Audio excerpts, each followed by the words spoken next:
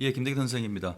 자, 드디어 적용학습 마지막까지 왔습니다. 작품이 두 개 나왔는데요. 첫 번째 나와 있는 탈출기는 우리가 이전에 현대소설 2강에서 이기영의 고향을 본 적이 있을 겁니다. 그때 선생님 신경향파 소설에 대해서 얘기한 적이 있었죠. 같은 맥락의 글이라고 보시면 됩니다. 두 번째 나와 있는 황석영의 아우를 위하여는 마치 유명한 글 중에서 우리들의 일그러진 영웅이란 글 있죠. 그것처럼 교실 안에서 학생들 사이에 벌어지는 일인데 그것이 우리 정치 현실을 에둘러서 비판하는 혹은 어떤 교훈을 주는 그런 글로 볼 수가 있습니다. 자, 어렵지 않은 글이니까 읽어보고 오늘 잘 마무리해 보도록 합시다. 자, 일단 해제부터 먼저 보도록 할게요. 자, 이 작품은 김군이 쓴 편지에 대해서 박군이 쓴 답장의 형식을 취하고 있다. 그러니까 박군이라고 하는 사람이 여기서는 서술자가 되겠죠. 나로 등장할 겁니다. 박군이 쓴 답장의 형식을 취하고 있는 소설, 즉 서간체 소설이다. 다시 말하면 편지의 형식을 빌린 서간체 소설이라는 것이고요. 요거는 이 글만 그런 것이 아니라 나에 묶여져 있는 황석영의 글도 같은 형식을 취하고 있습니다. 두 번째, 가족에게 돌아가라는 김군의 설득에 박군은 지난날을 회상하면서, 자, 글 속에 회상하는 장면이 하나 나올 겁니다. 회상을 하면서 자신이 가족에게 가족을 떠날 수밖에 없었던 이유를 설명을 한다.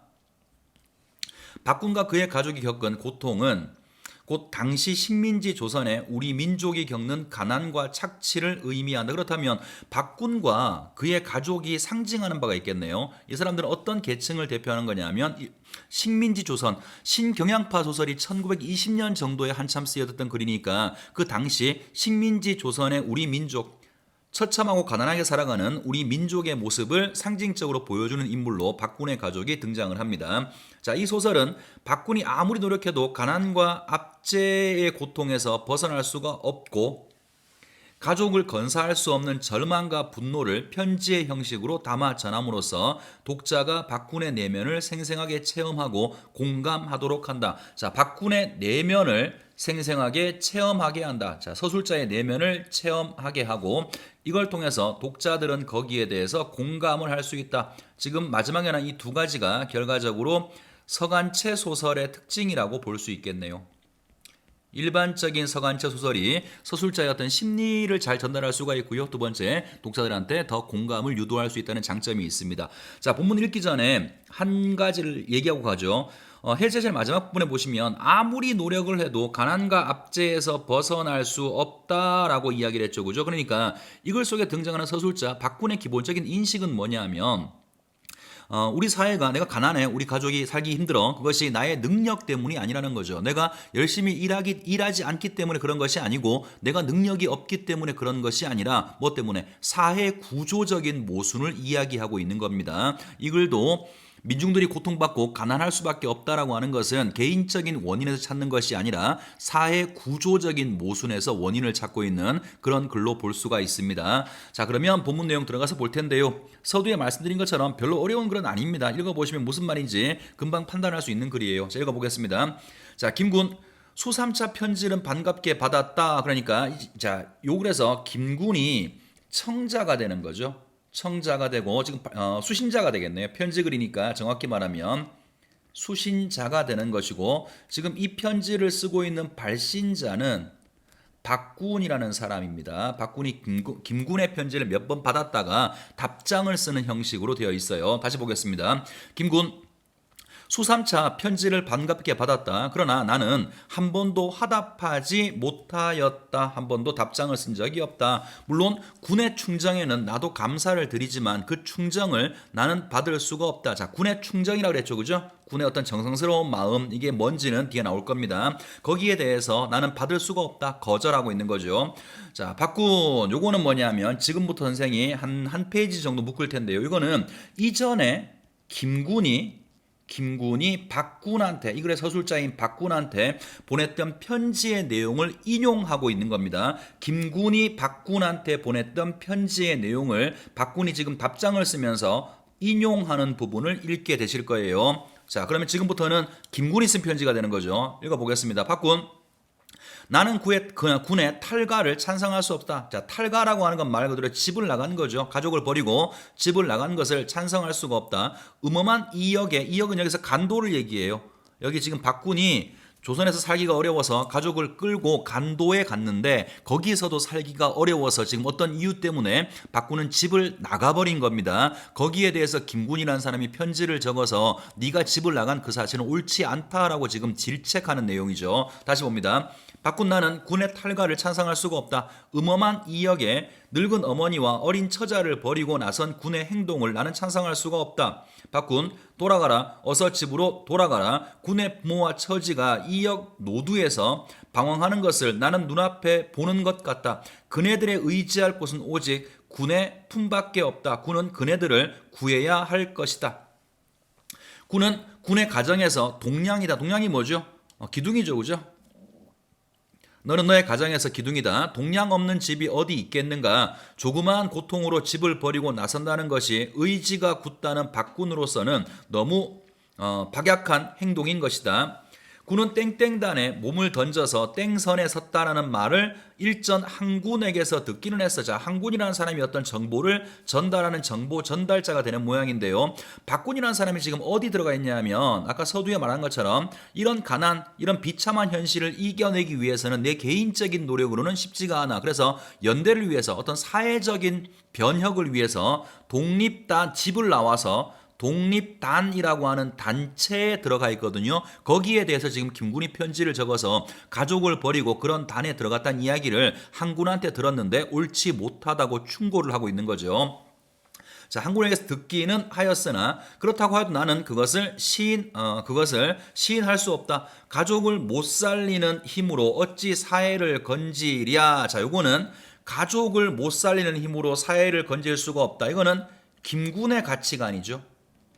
박군한테 편지를 썼던 김군의 가치관이죠. 이 사람은 작은 것을 고쳐야만 큰 것을 고칠 수 있다고 생각하는 거고, 반면에 아직 다 나오지 않았습니다만 이 편지의 서술자인 박군 같은 경우에는 개인적인 노력으로는 이 사회를 바꿀 수 없다라고 생각하는 거죠. 그리고 여기 지금 읽고 있는 이 부분에 김군의 가치관하고 박군의 가치관은 서로 다른 거죠. 생각이 다른 겁니다. 자, 그 다음 부분 볼게요. 박군, 나는 군이 돌아가기를 충정으로 바란다. 군의 가족이 사람들 발 아래에서 짓밟히는 것을 생각할 때 군의 가슴인들 어찌 편하랴. 자, 이제 김군이라는 사람이 박군의 마음을 이해하는 거죠. 자, 박군의 마음을 이해하고 공감하고 있습니다. 공감하고 박군의 이런 처지에 대해서 연민의 마음은 있죠, 그죠? 그렇지만 이런 상황을 이겨내기 위해서 박군과 김군은 생각이 다르죠. 김군은 집으로 돌아가서 네 가족부터 먼저 보살피라고 이야기하는 겁니다. 요까지가 이전에 김군이 박군한테 보냈던 편지의 내용이고, 박군이 지금 이 편지를 쓰면서 인용을 하고 있는 부분이에요. 자, 다음으로 갑니다. 김군 다시 이제 인용이 끝나고 박군의 편지로 돌아옵니다. 군은 이러한 말을 편지에 썼지. 나는 군의 뜻을 잘 알았다. 내 사랑하는 나의 가족을 위하여 동정하여 주는 군에게 내가 어찌 감사하지 않겠는가. 정다운 벗의 충고에 나는 늘 울었다. 그러나 그 충고를 들을 수는 없다. 자, 둘 다 단호한 어투죠. 아까 봤던 김군의 편지를 봐도 돌아가라 명령형으로 단호하게 말하고 있고요. 거기에 답장을 쓰고 있는 박군의 말투를 봐도 충고를 들을 수가 없다. 단호하게 말하고 있습니다. 듣지 않는 것이 군에게는 고통이 될는지 분노가 될는지 나에게 있어서는 행복일는지 알 수가 없는 까닭이다. 자, 그리고 다음 부분으로 가봅시다. 자, 김군, 나도 사람이다. 정애가 있는 사람이다. 자, 정과 사랑이 있는 사람이다. 나의 목숨 같은 내 가족이 유린받는 것을 내가 어찌 생각지 않겠는가. 나의 고통을 제3자로서는 만분의 1이라도 느낄 수가 없을 것이다. 그러니까 내가 가족을 버리고 떠난 것은 가족을 사랑하지 않기 때문이 아니라는 거죠. 나는 이제 나의 탈가한 이유, 내가 왜 집을 나가게 되었는가, 탈가한 이유를 군에게 말을 하고자 한다. 이게 아마도 편지를 쓴 이유가 되겠죠. 여기에 대하여 동정과 비난은 군의 자유다. 나는 다만 이러하다는 것을 군에게 알릴 뿐이다. 나는 이것을 군이 아니면 다른 사람에게라도 알리지 않고는 견딜 수가 없는 충동을 받는 까닭이다. 그러나 나는 단언한다. 군도 사람이거니 나의 말하는 것을 부인치는 못하리라. 그리고 중략되어 있습니다. 자, 부지런하다면 이때 우리처럼 부지런함이 어디 있으며 정직하다면 이때 우리 식구같이 정직함이 어디 있으랴. 자, 과거 얘기해주고 있는 건데요. 이런 말이죠. 우리는 항상 부지런했고 우리보다 부지런한 사람이 없었고 우리 가족보다 정직한 사람이 없었다라고 말하고 있는 거죠. 서리법을 사용해서 우리는 정직하고 부지런하게 살아왔음을 이야기하고 있어요. 자, 그러나 빈곤은 정직하고 열심히 살아왔지만 부지런히 살아왔지만 이런 빈곤은 날로 심하여져 갔어. 그러니까 이런 고통에서 벗어날 수 있는 것은 우리의 노력만으로는 벗어날 수 없다라고 하는 어떤 인식의 전환의 출발점이 되는 것 같아요. 자, 좀 더 갑니다. 빈곤은 날로 심하여져 갔다. 이틀 사흘 굶은 적도 한두 번이 아니었다. 한 번은 이틀이나 굶고 일자리를 찾다가 집으로 들어가니 부엌 안에 앉았던 아내가, 자, 이제 과거의 어떤 일화를 얘기해 주죠. 아내는 이때 아이를 베서 배가 남산만하였다. 무엇을 먹다가 깜짝 놀랐다. 그리고 손에 쥐었던 것을 얼른 아궁이에 집어넣는다. 이때 불쾌한 감정이 내 가슴에 떠올랐다. 자, 아내가 뭔가 혼자 몰래 먹다가 내가 집에 들어가니까 굶기는 온 식구가 다 굶었는데 자기 혼자 뭔가 먹는 것처럼 보였던 거죠. 그래서 내가 들어갔더니 확 버렸어, 그거를. 그때 내 감정은 일단 첫 번째 불쾌했어요. 불쾌한 감정을 내 가슴에 떠올랐다. 무엇을 먹을까? 어디서 무엇을 얻었을까? 무엇이길래 어머니와 나 몰래 먹노? 아, 예편내란 그런 것이구나. 아니, 그러나 설마 그래도 무엇을 먹던데? 자, 지금 이 사람이 뭔가 불쾌한 감정이라고 했는데 상황 이해하시겠죠, 그죠? 어머니도 굶고 있고 나도 굶고 있는데 지 혼자 뭘 먹고 있어? 일단 제일 처음에는 뭔가 불쾌한 감정을 가집니다. 자, 그러다가 나는 이렇게 아내를 의심도 하고 원망도 하고 밉게도 생각하였다. 제일 처음에는 오해를 한 거지. 아내는 아무 말 없이 어색하게 머리를 숙이고 앉아서 씩씩하다가 밖으로 나간다. 아마도 씩씩이란 말이 화난 것처럼 보입니다만 사실은 이게 문맥상 보면 어떤 부끄러움을 느끼는 것 같아요. 부끄러움을 느끼다가 밖으로 나간다. 그 얼굴은 좀 붉었다. 아내가 나간 뒤에 나는 아내가 먹다가 던진 것을 찾으려고 아궁이를 뒤졌다. 싸늘하게 식은 재를 막대기로 뒤지니 벌건 것이 눈에 띄었다. 나는 그것을 집었다. 그것은 귤 껍질이었다. 자, 아내가 먹던 것이 귤이 아니라 귤 껍질을 먹은 거죠. 거기는 베어 먹은 이빨 자국이 났다. 귤 껍질을 진 나의 손은 떨리고, 자, 이제 충격을 받은 거지. 아무리 배가 고파도 뭐랄까, 쓰레기처럼 음식물을 쓰레기처럼 버리는 이 귤 껍질을 자기 아내가 지금 먹고 있으니까 그걸 보고 지금 손이 떨리고 이 자국을 보는 내 눈에는 눈물이 개었다. 제일 처음에는 원망이고 미워하는 마음이 이제 뭘로 바뀌어요? 연민의 마음으로 바뀌는 거죠. 김군, 이때 나의 감정을 어떻게 표현하면 정당할까? 오죽 먹고 싶었으면, 오죽 배가 고팠으면 길바닥에 내던진 귤껍질을 주워 먹을까? 더욱 몸 비자는 그가, 자, 몸이 비지 않아서 아이를 임신하고 있는 그녀가, 이런 말이겠죠. 아, 나는 사람이 아니다. 뭘 느껴요? 죄책감을 느끼는 거죠. 가장 하나가 능력이 없어 이 모양이 되었구나. 죄책감을 느끼는 겁니다. 나는 사람이 아니다. 그러한 아내를 나는 의심하였구나. 이놈이 어찌하여 그러한 아내에게 불편을 품었는가? 이놈 누구예요? 자기 자신을 가리키는 거죠. 나 같은 간악한 놈이 어디 있으랴? 내가 양심이 부끄러워서 무슨 면목으로 아내를 볼까? 이렇게 생각하면서 나는 흐느껴가면서 눈물을 흘렸다. 귤껍질을 진 채로 이를 악물고 울었다. 야, 어째 우느냐? 일어나거라. 우리라도 살 때가 있겠지. 잘 살 때가 오겠지. 니를 이렇게 했느냐? 하면서 누가 어깨를 친다. 나는 그것이 어머니인 것을 알았다. 그럼 어머니는 절망하고 있는 아들에 대해서 위로해 주고 있는 거죠. 자, 그러면서 다음 부분. 나는 아이고 어머니, 나는 불효자외다. 역시 이것도 마찬가지죠. 어머니 하나 배부르게 먹이지 못하는 자신에 대한 죄책감을 이렇게 표현한 것 같아요. 하면서 어머니의 발을 안고 자꾸 울고 싶었다. 그러나 나는 아무 소리 없이 가슴 부둥켜 안고 밖으로 나왔다. 자, 이제 자기가 집을 떠날 수밖에 없던 이유와 관련된 일화 하나를 보여주는 건데요. 이런 사람이겠죠. 정리 한번 해봅시다. 원래 가난했었고 잘 살아보자고 어디 왔냐 하면 간도 땅에 왔어요. 그런데 현실은 나아지지가 않습니다. 그렇지만 이 사람은 어쨌든 간에 열심히 노력을 했어요. 그렇지만 여전히 가난했던 거죠. 자, 어느 날 밖에 나갔다가 와서 귤껍질을, 아내가 먹고 있는 귤껍질을 발견하게 되고요. 이 사람이 이제 어떻게 되는 거냐면 인식의 전환을 하게 되는 거죠. 다시 말하면 집을 나온 거라고요. 이런 어떤 현실의 어려움, 가난이라고 하는 것은 개인의 노력으로는 바꿀 수가 없구나. 뭘 인식을 했냐면 사회적 모순이죠. 개인의 능력 때문이 아니라 사회적 모순 때문에 우리가 뭔가 힘든 삶을 살고 있구나. 그 다음에 이런 사회적 모순을 바꿔보려고 하는 적극적인 인물로 바뀌어지는 거죠. 그냥 가난을 받아들이고 그저 열심히 하루하루 살아가는 그런 인물이 아니라 사회를 바꿔서 이러한 현실을 바꿔보겠다라고 하는 적극적이고 의지적인 인물로 변모해가는 과정을 보여주는 글이 지금 보시는 탈출기라고 하는 글입니다. 자, 첫 번째 글 해결됐고요. 두 번째 글 해제부터 봅니다. 이 작품은 내가 군대에 간 동생에게 초등학교 시절 친구들과 부당한 권력에 맞선 경험을 들려주는 형식을 취하고 있는 소설이다. 자, 군대 간 동생한테 보내는 편지글 형식이에요. 이것도 마찬가지로 가와 똑같이 서간체 소설입니다. 우선 이 소설이 우의적 성격을 지니고 있다. 뭔가 애둘러서 비유하는 게 있다는 거죠. 우의적 성격을 지니고 있다는 점을 주목할 필요가 있다. 내가 들려준 이야기는 어린 시절 초등학교 당시 국민학교에서의 사건들에 대한 회상이지만 사건의 의미는 학생들 간의 교우관계를 넘어서 정치 권력과 시민의 올바른 관계까지 포괄한다. 그러니까 이런 말이네요. 겉으로는 학생들 간의 관계를 보여주고 있지만 실제 이 글이 말하려고 하는 것은 정치 권력과 시민의 올바른 관계를 말하려고 한다는 거죠.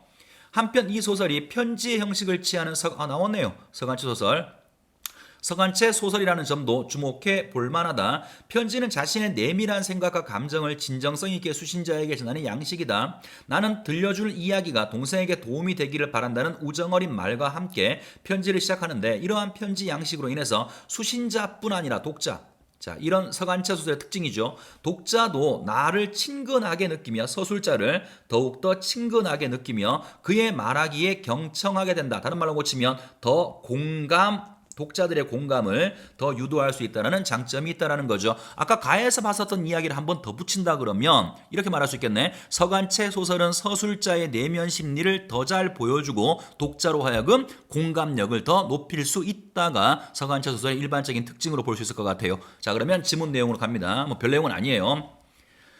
자, 뭔가 내게 유익하고 힘이 될 말을 써보내고 싶다. 자, 내가 아까 나왔던 동생이죠. 군대 가 있는 동생을 이야기합니다. 동생한테 편지를 쓰는 이유를 말하고 있어요. 뭔가 유익한 말을 하고 싶다. 내가 입대에 떠나간 이제 와서 우울한 고향 실정이나 우리의 지난 잘잘못을 들어서 여기에 열거해 놓자는 것은 아니다. 자, 내가 쓰고 싶은 말은 고향 이야기도 아니고 우리의 과거 이야기도 아니다. 아무 얘기도 못해주고 묵묵히 너를 전송했던 형의 답답한 마음을 이해하여 주기를 바란다. 나는 우리가 지금쯤은 의심하고 있을지도 모르는 어떤 문제를 확실히 해두고 또한 장래를 굳게 믿기 위해서 내 연애 이야기를 빌리고자 한다. 자신의 연애 이야기를 들려주겠다라는 겁니다. 너는 19년 전에 내가 누구를 사랑한 적이 있다는 것을 알게 되면 아마 놀랄 거다. 따져봐. 내 11살 때가 아니냐. 그러니까 자기가 11살 때 누구를 사랑했던 연애 이야기 과거의 회고담을 말하겠다는 겁니다. 자, A건 오히려 형의 달짝지근한 구라를 읽게 됐군 하며 던져버리지 말고 읽어주렴. 자, 일단 별 얘기는 없어요. 군에 간 동생한테 편지를 썼는데 내가 사랑 얘기 들려줄 텐데 이걸 내 구라 거짓말이라고 생각하지 말고 한번 읽어봐라고 권유하고 있습니다. 너 영등포 먼지 나는 공장 뒷길을 생각나니? 자, 그 뒤에 문제 나오는데요. 동생과 공유하는 경험이죠. 어릴 때 함께 다녔던 집 근처였던 모습이 모양입니다. 공유하는 경험을 언급하고 있어요. 너도 그 학교를 다녔으니까 아침마다 군복이나 물 빠진 푸른 작업복 상의를 걸친 아저씨들이 한쪽 손에 반찬 국물이 얼룩이 밴 도시락 보자기를 들고 공장 담아래를 줄이어 밀려가곤 했지. 우리 아버지도 그 틈에 있었을 거야. 참 그때 생각하면 제일 먼저 까마중 열매가 떠오른다. 여기까지가 중략돼 있죠. 그죠? 별거 아니고 이 앞부분은 편지를 쓰게 된 이유, 어떤 얘기를 할 건지에 대해서 언급하고 있습니다. 자, 본문으로 가죠. 애들이 앞에 나가서 코끼리 맴돌기를 하고 있을 때 코끼리 맴돌기 코 잡고 빙빙 도는 거 있죠. 그죠? 여기서 뭘 의미하는 거냐면 벌이에요. 친구를 벌 주고 있는 겁니다. 코끼리 맴돌기를 하고 있을 때 자치해를 위하여 자리를 피해 주었던 선생님이, 등장인물 잘 보세요. 선생님이 눈을 희둥그레 뜨며 뜨며 놀랐다. 자, 뭘 하고 있는 거예요? 아이들은 입을 꾹 다물고 있었고 영내가 여기서는 상징하는 바가 부당한 힘을 가진 권력자를 상징적으로 보여주는 겁니다. 영내가 자신만만하게 말했다. 벌을 주고 있습니다. 무슨 벌을? 애들이 단체 행동에 빠지려고 합니다. 단체 행동이라니 애들 때문에 우리가 졌어요. 우리 반의 명예를 위해서 전부 놀이에 참여할 작정이었습니다. 네, 그런가요? 언제 그 놀이를 해보자고 여럿이 의논을 했었나요? 선생님은 한결같이 부드러운 질문에 영내가 대들듯이 거칠게 답했다. 자, 선생님 계속 부드러운 질문을 던지고 있죠. 뭔가 이 사람은 비판하려고 하는 것이 아니라 가르침을 주려고 하는 거예요. 선생 입장이니까 학생한테 깨우침을 주기 위해서 계속 부드러운 말투로 물어보고 있습니다. 그런데 영내가 대들듯이 거칠게 대답했다. 아니요, 하나만 하죠. 우리 반을 위해서 나는 모두 참가해야 된다고 생각했습니다. 자, 이런 게 뭘 보여주는 거냐면 전체주의를 보여주는 거죠. 우리 모두는 하나의 생각을 가져야 돼. 대의 명분이 있어요. 여긴 지금 명예라고 말하고 있죠. 뭐 예를 들어서 우리 사회는 경제 발전을 해야 돼. 그러니까 니들 생각은 중요하지 않아. 우리 모두 열심히 일하는 것을 합의해 보자. 이런 식으로 모든 사회가 개개인의 생각을 인정하지 않고 하나의 생각만을 강요하는 그런 사회를 전체주의라고 하고요. 뭐 독재도 비슷한 것이겠죠. 영내가 그런 전체주의를 대표하는 독재자를 상징하는 것이고요. 선생님이 요구하는 것은 뭐냐면 각자 의논을 해본 적이 있나요? 민주적 절차를 말하고 있죠. 그러면 이 반은 선생님이 개입하기 전까지는 어떤 사회적인 모습으로 얘기한다면 민주적 절차가 무시당하는 독재사회 혹은 전체주의 사회를 보여주고 있고 거기에 정점에 독재자로서 영내가 있게 되는 겁니다. 자, 다음 갑니다. 물론 여럿이 하는 일에 마음이 모두 맡기는 어려운 일입니다. 그렇지만 각자의 의견을 묻지도 않고 혼자의 생각만을 주장해서는 절대로 무슨 일에서건 이길 수가 없을 거예요. 급장이 영내겠죠. 급장은 책임이 중할수록 누구에게 불만이 없는가를 살피고 있다면 그 불만을 자기가 저지른 어떤 잘못 때문이 아닌가 스스로 반성해 보아야 합니다. 자, 뭐 말하고 있죠? 이런 것들이 바로 어떤 지도자, 리더의 자세를 말하고 있는 거죠. 진정한 지도자는 사람들 앞에 굴림해서는 안 되고 이렇게 해야 된다라고 이야기하고 있는 겁니다. 마음을 모으겠다는 핑계로 제 잘못을 감추려는 일이 있어서는 안 됩니다. 자, 마음을 모으겠다는 핑계, 이게 명분이죠.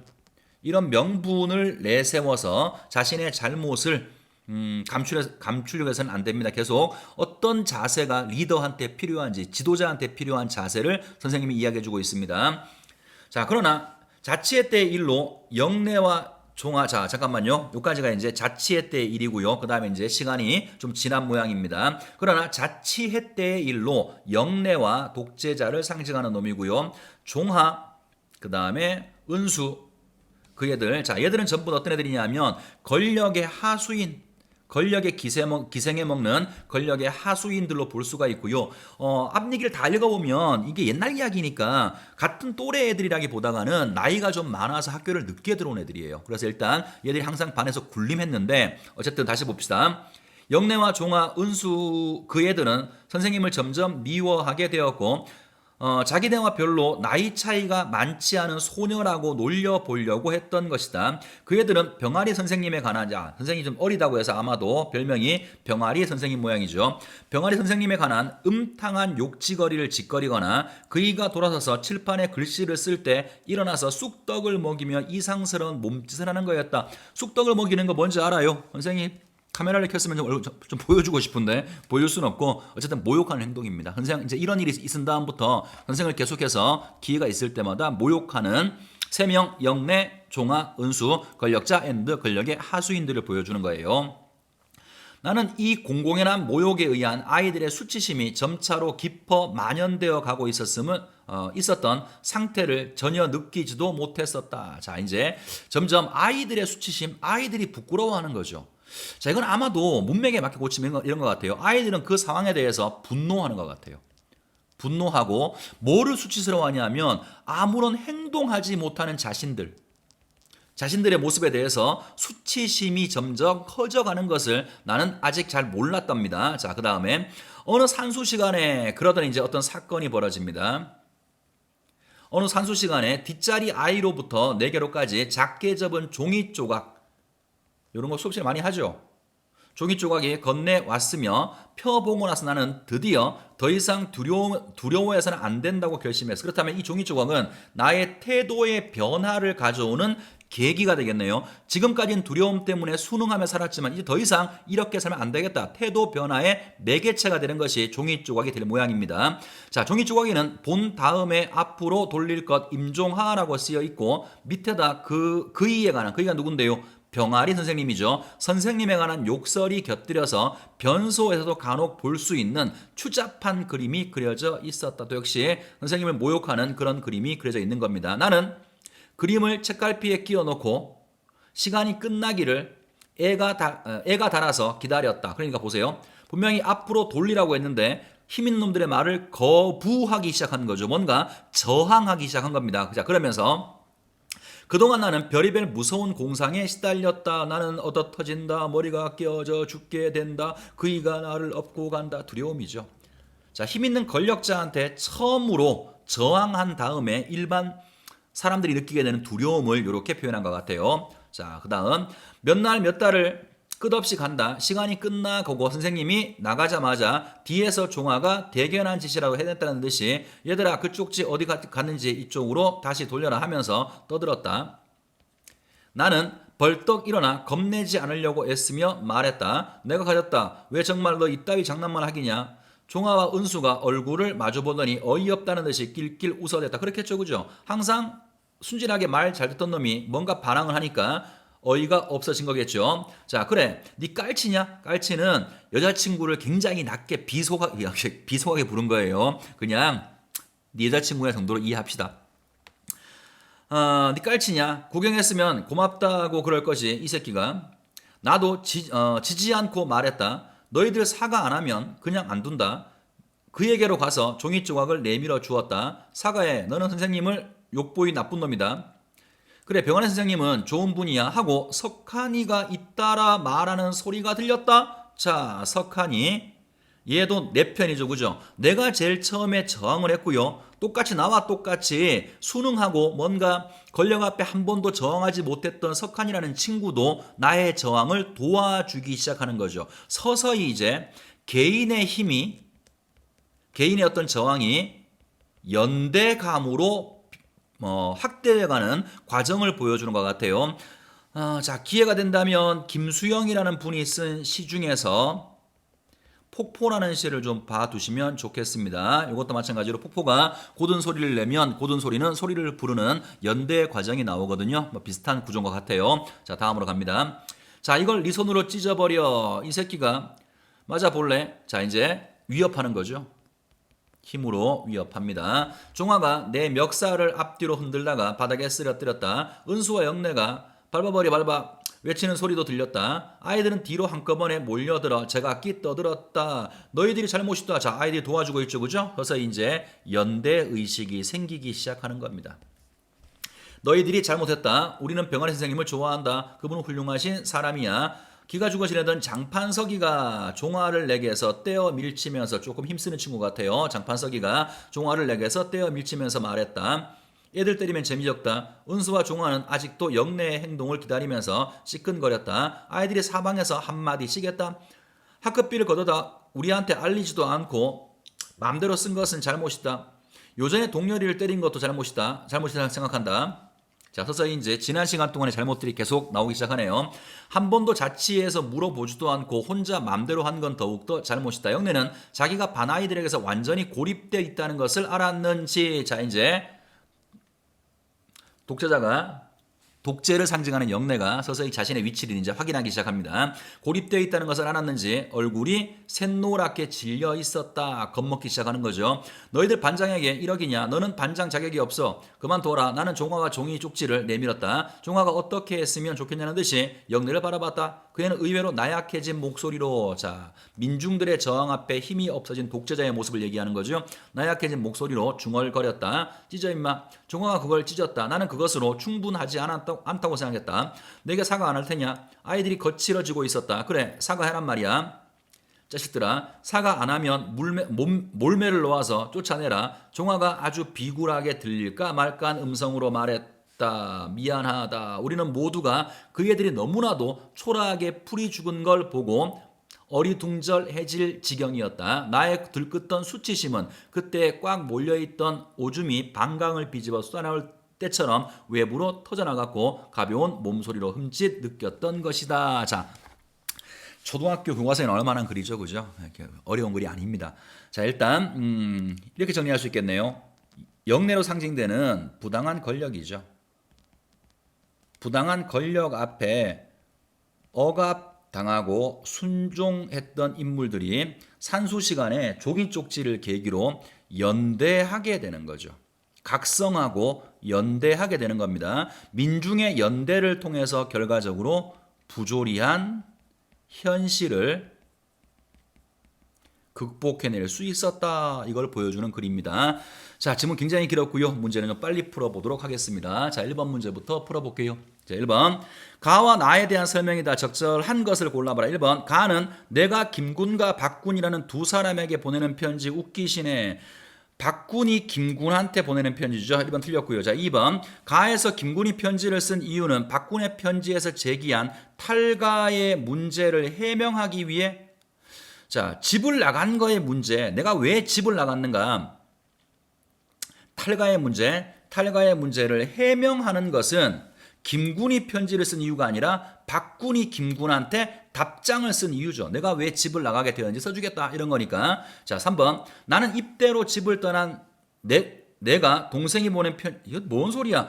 자, 입대한 사람은 누구예요? 동생이죠, 그죠? 내가 아닙니다. 자, 4번. 나는 동생과 공유하는 기억들을 언급하며 어릴 때 영등포에서 다니던 길 얘기했었죠? 답은 4번이네요. 공유하던 기억을 언급하면서 편지의 사연을 전하고 있다. 5번도 봅시다. 나에서 내가 편지를 쓴 이유는 동생과 자신의 잘못을 구체적으로 회상하고 동생과 자신의 잘못 글쎄요, 이런 거 아니죠, 그죠? 이런 걸 얘기하는 게 아니라 그랬어요. 고향의 실정이나 이런 거 말하는 게 아니라 내 연애 얘기 해줄게라고 시작했죠. 그 내용과 맞는 건 4번밖에 없습니다. 자, 넘어가시고 두 번째 문제. 가의 인물에 대한 설명이다. 적절치 않은 거. 1번. 김군은 항군을 통해 박군의 소식을 알게 되어서 아까 항군이 정보 전달자라고 그랬죠. 문제였고요. 2번. 박군은 자신의 부지런함과 정직함을 의심하는 게 아니라 우리 가족은 엄청나게 정직했고 엄청나게 부지런했어. 근데 사회 때문에 이 모양이 됐어라고 말했죠. 답은 2번입니다. 3번도 봅시다. 박군은 집을 떠나고 가족과 헤어져. 그래서 그 모습을 보고 김군이 걱정스러워서 편지를 보내는 거죠. 4번. 아내는 임신한 상태지만 배고픔에 시달려 귤껍질을 먹었고요. 어머니는 박군에 좌절하지 않도록 격려했죠. 우리도 잘 살 날이 올 거라고 했습니다. 이까지 별 문제 아니네요. 자, 그 다음 3번. 보기를 바탕으로 기억밈을 이해한 내용이다. 적절치 않은 거. 자, 가와 나는 편지의 형식으로 쓴 소설이다. 서간체 소설이라고 했고요. 이런 점에서 서간체 소설로 불린다. 서간체 소설에서는 이런 소설에서는 편지의 문체가 중요한 특성으로 나타난다. 편지는 수신자와의 의사소통을 전제로 한다. 서간체 소설의 서술자도 편지의 수신자가 전했던 말을 언급하거나 가에서 이렇게 인용한 부분 본 적 있죠. 언급하거나 수신자의 예상되는 반응을 가정하면서 말을 거는 대화체를 사용한다. 당연하겠죠. 편지글은 대화체를 사용한다. 또한 편지의 수신자에게 친근감을 형성하고 자신의 내면을 효과적으로 전하기 위해서 수신자의 호명, 질문의 형식, 낮춤말 등의 문체를 사용한다. 요거는 친근감을 주는 방법.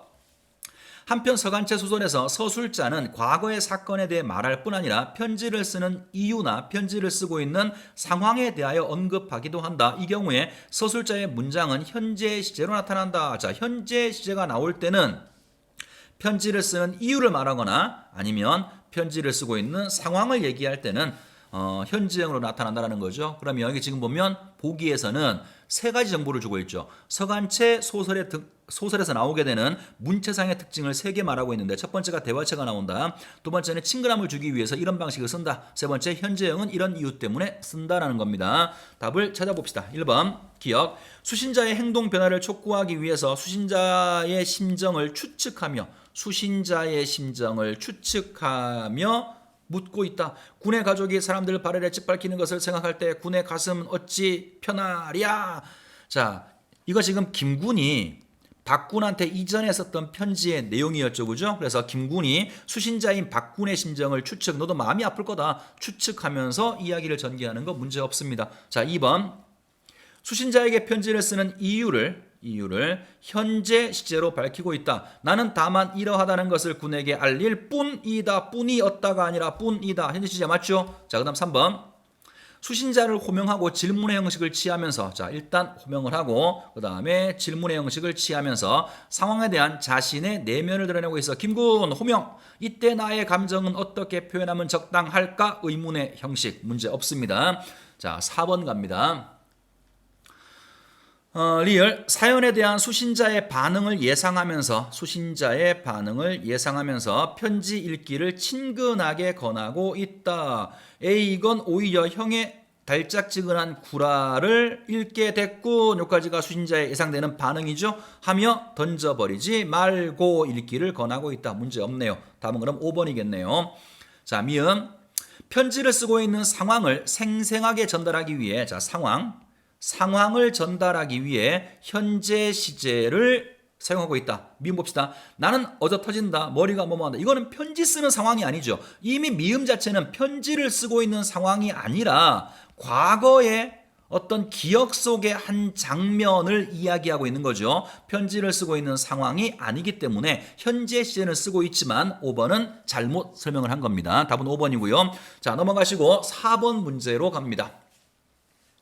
자, 가의 귤껍질과 나의 종이 조각에 대한 설명이다. 적절하지 않은 거. 자, 귤껍질은요. 한번 생각해 봅시다. 귤껍질은 가난했지만 이걸 딱 보는 순간 눈깔이 돌아버린 거죠. 그죠? 뭔가 인식의 전환, 혹은 행동의 전환을 주는 것이었고요. 마찬가지로 종이 조각도 마찬가지였죠. 그동안 순응하며 살아왔던 내가 저걸 딱 보는 순간 행동하게 된 거니까 이런 걸 찾으면 되겠습니다. 1번 귤껍질은 내가 처한 상황의 비참함을 강조하는 소재이다. 자, 배고파서 임신한 여자가 쓰레기 음식을 주워 먹어야 돼. 비참함 강조. 당연히 맞는 말이겠죠. 상황의 비참함. 자, 그 다음에 2번 귤껍질이 아내가 먹은 무언가의 정체임을 확인하는 것은 내가 반성하는 계기가 된다. 자, 자기 스스로에 대해서 무능력하다고 아내도 어머니도 배불러 먹일 수 없다고 자책했었죠. 그죠? 2번도 가능해 보이고요. 3번 귤껍질과 종이 조각은 내가 획득하는 것은 이것을 얻게 되는 것은 현실의 문제가 더욱더 악화되는 원인. 자, 생각해 봅시다. 귤껍질을 보고 나서 우리 집은 더 가난해졌나요? 글쎄요. 종이 조각을 보고 나서 우리는 더 억압받고 더 권력자에 의해서 힘들게 살았나요? 아니죠. 그죠? 오히려 상황을 바꾸는 계기가 되는 것이니까 3번은 잘못 얘기했어요.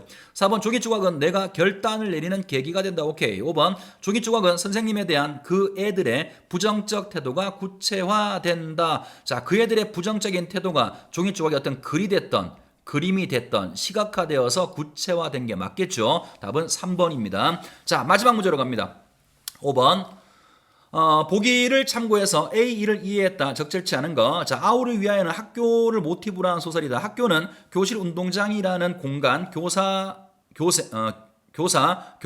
학생이라는 구성원 사제관계와 교우관계 등의 관계, 가르침과 배움이라는 행위 등으로 구성되는데 이 개뿔 학교의 구성을 얘기했네요. 그죠? 말만 되지게 어렵네. 자, 이 작품에서도 이러한 요소들이 배경인물 사건에 활용된다. 주목할 점은 이 글 속에서 주목할 점은 이러한 학교 모티브가 교육의 현실을 그려낼 뿐 아니라 사회 및 정치 현실, 이게 우의적 소설이라고 그랬죠. 사회 및 정치 현실을 우의적으로 드러낸다는 점이다. 부정직한 정치 권력이 시민의 의견에 기초하지 않고 자신의 견해를 강요하는 독단, 시민을 위협하고 통제하는 정치술, 부당한 위협과 통제에 맞서 시민이 정하고 대응하는 방식을 학교에 속한 공간과 인물 관계를 통해서 효과적으로 형상화하고 있다. 우리 누구나 다 아는 얘기를 길게 했네요. 자, 그러면 옳지 않은 거 찾아보겠습니다. 1번 A. A는 부정한 정치 세력이 권력의 남용으로 시민을 통제하는 모습. 자, 시민을 통제하는 모습이다. 보세요. 코끼리 맴돌기, 부당하게 벌 주고 있는 거죠. 위협 혹은 벌을 통해서 학생들, 시민을 통제하는 모습. 자, 2번. B는 부정한 정치 세력이 시민의 의견을 수렴하지 않고 자신의 주장만을 참된 것으로 인식하는 모습. 자, 볼까요? 아니요. 하나 많아져. 수렴할 필요가 없다. 우리 반을 위해서 나는 모두 참가해야 된다고 생각합니다. 내 주장이 옳다. 오케이. 3번.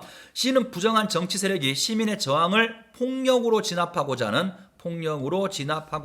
모습으로 볼 수가 있다. 이 새끼가 맞아볼래? 종아가 내 멱살을, 종아가 부당한 권력 혹은 권력의 하수인이었죠. 3번도 문제 없고요. 4번.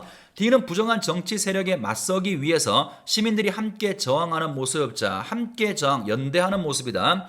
아이들이 D로 한꺼번에 몰려들어서 제각기 한마디씩 불만을 터뜨려 나만 저항하는 것이 아니라 드디어 마음속에 있던 불만들을 이야기하기 시작하는 것이니까 연대하는 모습 볼 수 있겠네요. 그럼 답은 이것도 5번이겠네요.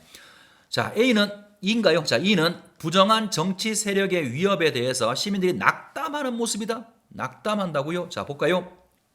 우리는 모두가 그 애들이 너무나도 초라하게 풀이 죽은 것을 보고 어리둥절해서 낙담하는 게 아니죠, 그죠?